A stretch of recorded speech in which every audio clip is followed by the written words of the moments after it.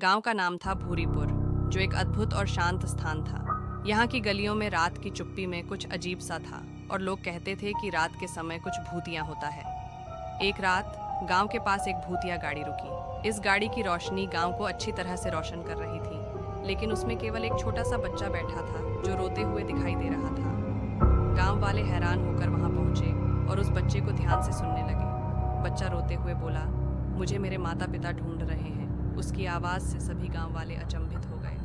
वहां का मुख्य व्यक्ति मुकेश ने उस बच्चे को साक्षात्कार करने का निर्णय लिया। मुकेश ने प्यार भरे अंदाज में बच्चे से कहा, तुम्हारा नाम क्या है बच्चा?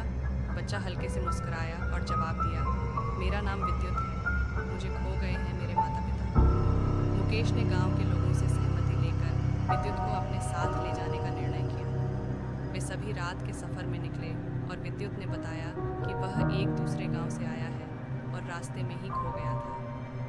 गांव वाले ने सोचा कि क्या ऐसा कुछ गांव में हो रहा है जो विद्युत को यहाँ ले आया है। वे दूसरे गांव की सूचना लेने का निर्णय लिया और सभी एक साथ चलने का निर्णय किया। यात्रा के दौरान विद्युत ने बताया कि गाड़ी उसे खुद ले आई थी और वह रात के अंधेरे में अकेला था। गाड़ी ने जादू से भरी थी, जिससे रात में उजागर रहती थी। अंत में गांव वाले दूसरे गांव पहुंचे और विद्युत के माता पिता को बुलाया। विद्युत के माता पिता ने बताया कि वे भूतिया गाड़ी को खोज रहे थे, जो उनके बच्चे को खो गए होने का संकेत था। गांव वाले ने भूरीपुर में एक मिलनसार रात बिताई और अब वे सभी एक बड़े समृद्धि और सजीव गांव के साथ थे। गांव में अब वह भूतिया गाड़ी हमेशा के लिए रुकी रही, लेकिन इस बार वह रोशनी नहीं बल्कि खुशी और मित्रता लेकर आई थी।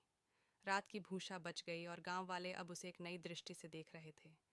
इस घटना ने सभी को यह सिखाया कि कभी-कभी भूतिया चीजें हमें चौंका देने के बजाय हमारी मदद के लिए होती हैं, और अगर हम खुदा नजर रखें तो हर मुश्किल का समाधान हमें मिल सकता है। भूरीपुर गांव में हुई इस अद्वितीय रात के बाद लोग रात की राज को और भी गहराई से समझने लगे थे।